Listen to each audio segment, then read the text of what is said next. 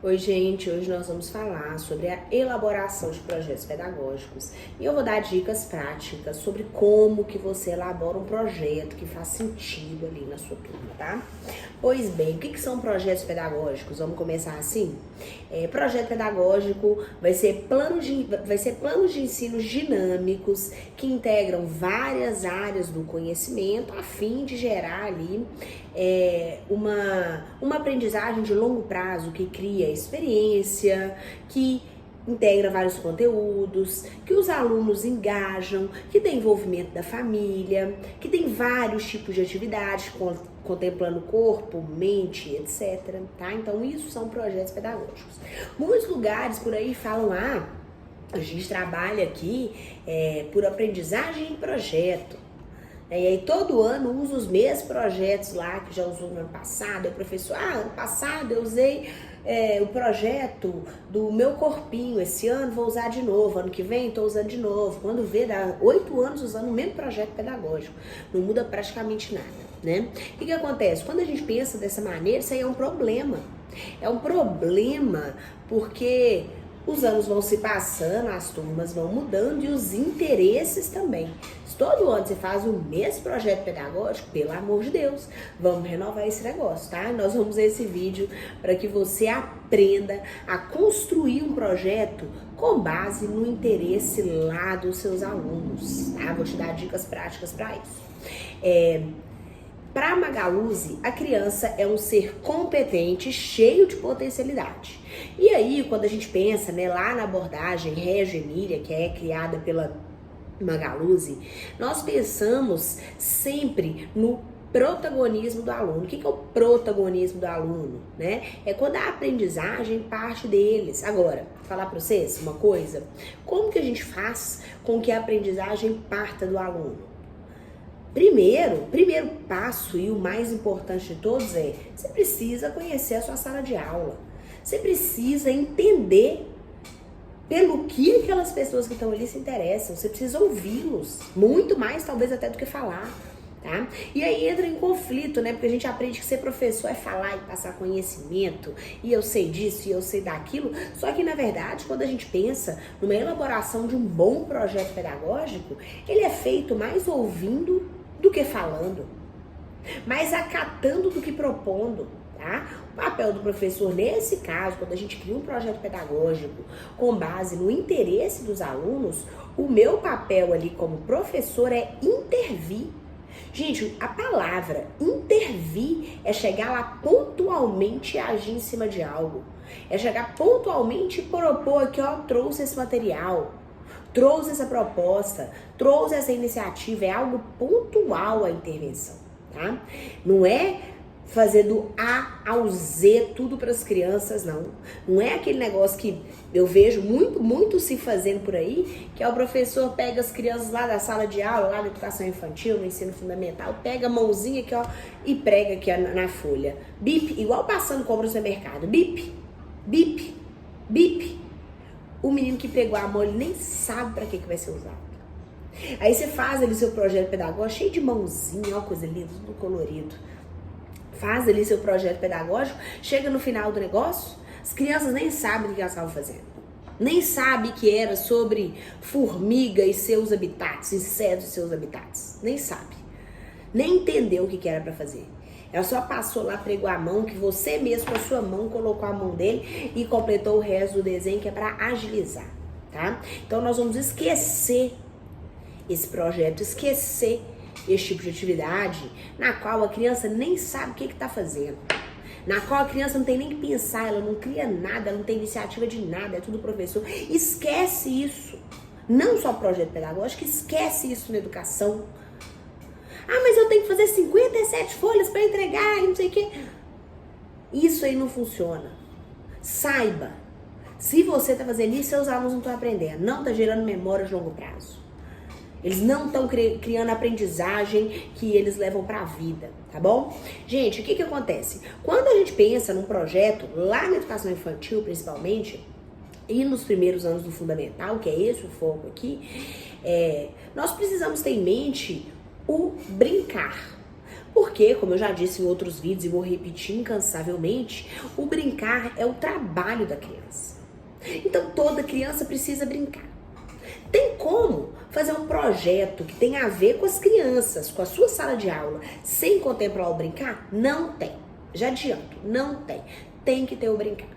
O brincar tem que estar inserido para que o seu projeto realmente tenha sentido lá na sua turma de crianças e adolescentes, porque todos eles precisam brincar, todos eles são crianças, tá bom? E aí o brincar, vamos ter dois tipos de brincar, que é o brincar livre, né? Eu brinco ali do que eu quiser, tem aqueles materiais disponíveis, ou aquele lugar disponível eu utilizo como quero. E também tem o brincar supervisionado, que é o programado. É quando eu dou, por exemplo, né, um jogo com regras e a criança tem que fazer daquela maneira. Esses dois tipos de brincar são importantes no desenvolvimento da pessoa que está ali fazendo aquela atividade. E ambos precisam ser contemplados nos projetos pedagógicos, tá? Outra coisa também que precisa ser contemplada é a tal da curiosidade e a exploração, porque crianças precisam disso. A curiosidade é o motor do desenvolvimento cognitivo, já dizia Piaget desde lá de 1978. Então, se a curiosidade é o motor do desenvolvimento cognitivo, como que você vai fazer um trabalho de desenvolvimento, de aprendizagem, sem criar curiosidade nas crianças, sem sanar as curiosidades que elas trazem, sem instigar aí esse explorar do ambiente, do aprendizado, do livro, das relações do próprio corpo, do externo? Então precisa ter isso contemplado e muito bem contemplado, né? Essa curiosidade da criança até como um pilar desse projeto pedagógico. Ou seja, para você saber o que gera curiosidade no seu aluno, você precisa ouvi-lo, você precisa estar no meio da rodinha deles ali, ó. E o que a gente tem para hoje?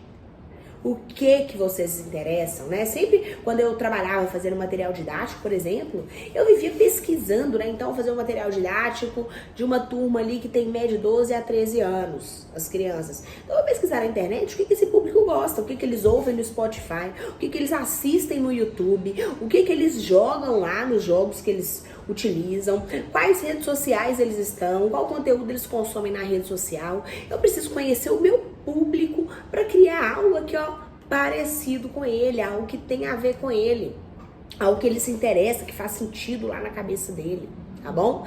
Então, precisa buscar conhecer as crianças lá da idade que você trabalha, tanto dentro da sua sala de aula, quanto se são, né, crianças que já acessam as redes, quanto fora, para entender como é o mundo deles dentro e fora da sala de aula, tá bom? Então, assim, dando um exemplo aí de projeto, né, de educação infantil, que é muito utilizado, tem sobre natureza, sobre o próprio corpo, brincadeiras, cantigas de roda, que é muito utilizado nas escolas e a gente tá cansado de ver. Você não precisa criar um novo tema, elaborar um negócio que nunca aconteceu, não precisa disso. Não precisa inventar a roda já tá aí, pega ela, usa. Você vai dar mais sentido ao que já existe. Então, eu quero fazer meu corpinho lá com meus alunos. Pode fazer. Todo professor já fez esse tema aí 50 mil vezes. Mas o que é importante aí, professor e professora, é qual o sentido que você dá a esse trabalho, não título não. Porque tem gente que cria título lindo, criativo, aquela coisa maravilhosa. Você vai ver, tá cheio de EVA que o próprio professor cortou, o menino mesmo não fez nada. Então, pensem, precisa ser um projeto que dá para as crianças fazerem. Se o nome for clichê, vai lá no ChatGPT, ó, me ajuda a bolar um nome para esse projeto. Acabou. Utiliza a internet para te ajudar a pensar em coisas novas, ChatGPT, Google, Pinterest, YouTube, tudo. Utiliza a internet para te ajudar, a gente não precisa criar roda, é o que eu já falei. Vamos aprender a pesquisar nesse instrumento maravilhoso que a gente tem, tá bom? Rápido, passo a passo para montar o projeto pedagógico. A primeira coisa que você precisa ter é um tema. O tema vai partir da sua turma, dos seus alunos, estando em rodinha. Você vai ter que conversar, dialogar e descobrir qual que é a realidade deles dentro e fora da escola. E a partir disso, você vai criar um tema, porque é fundamental que as crianças se conectem com o assunto que vai ser tratado para você ter um projeto pedagógico que não é bonito só na coordenação, que não é bonito só quando prega na parede, mas que de fato foi engajado pelos seus alunos. É muito gostoso quando os alunos engajam e é a sua obrigação, né, professor? Sua obrigação é produzir memória, produzir aprendizagem que vai durar a vida toda, não só hoje, não só agora, não só quando eu decoro isso daqui, né? Então, um tema ali precisa ser criado, um tema em conjunto com os alunos para esse projeto pedagógico, tá? Outra coisa que precisa ter é objetivo nesse projeto. O que você quer? Onde você quer chegar com esse tema aí que está sendo tratado? Isso precisa ser muito claro para os educadores que estão na sala, seja só professor, né, se tiver auxiliar, enfim. O objetivo final aqui, ó, eu tô aqui, eu quero chegar aqui, ó. Lá quando a gente fala da zona proximal de Vygotsky, né, eu estou nesse lugar, pretendo chegar nesse. Esse caminho aqui que eu percorro é o caminho da aprendizagem. Então, precisa ter um objetivo claro, né? Por exemplo, né? Estimular a curiosidade, a compreensão sobre os insetos e os seus habitats naturais, ajudando as crianças a compreender como os insetos se comportam, sei lá, cria o seu objetivo. Tem que começar com o verbo? Eu acho que ajuda, né? Ajuda, né? Porque é ação, o objetivo é ação, faz sentido começar com o verbo. Mas eu não quero, beleza, mas tem um objetivo claro aí para que você consiga fazer um trabalho de qualidade, tá? Outra coisa, precisa ter atividades bem planejadas. Um bom planejamento de atividade é muito importante. Você, professor que trabalha com criança, eu sei que tem dia que a gente planeja atividade, não dá para executar. Então precisa ser uma atividade planejada, mas flexível também, flexível em quando vai ser aplicada. Às vezes eu vou começar a minha atividade hoje, eu só termino semana que vem, eu achava que ia terminar em 2 dias. Isso aí pode acontecer. Às vezes ao longo do projeto você vê e você fala, nossa, vou ter que reduzir, porque o que eu achei que ia ser rápido foi longo, né? Isso não é ruim. Às vezes foi longo porque foi um projeto muito rico, que despertou muita curiosidade das crianças, que elas ficaram super interessadas, cheias de perguntas, cheias de novidades, a família engajou, enfim. Então, precisa ter um bom planejamento de atividade, mas ele não é aquela coisa que você precisa seguir a todo custo, não. O que precisa ser a todo custo é ter um tema claro e um objetivo claro. O restante a gente vai ali, né, se organizando para cumprir. E aí as atividades você precisa planejá-las, se todas vão cumprir, se vão cumprir no prazo que você estipulou, se precisar de mais prazo, menos prazo, isso aí vai acontecendo ao longo do projeto, tá bom? É importante que o projeto tenha atividades experienciais, né? Que as crianças experienciem, vivenciem o aprendizado. Então, vou lá falar dos insetos. Poxa, vou falar do inseto só do quadro, só de dentro da sala de aula?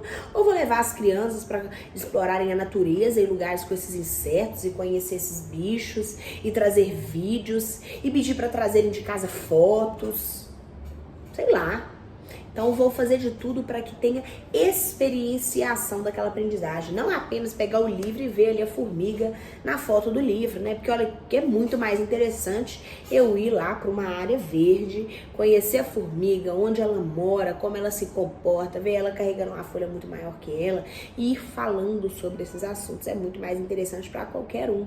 Qualquer ser humano vai aprender muito melhor por meio de experiências do que só vendo a foto lá num livro e sabendo o que aconteceu em algum lugar aquilo ali, tá bom? Segunda coisa, também é importante você ter ali em mente o que você vai precisar de material para aquela atividade.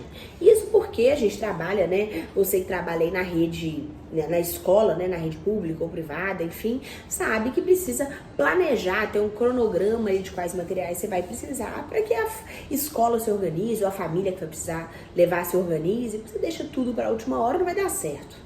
Então aí você já vai começar a ter um problema aí no seu projeto pedagógico. Então quanto mais você se planeja adequadamente para que aquele projeto ocorra de uma maneira legal, melhor é, tá?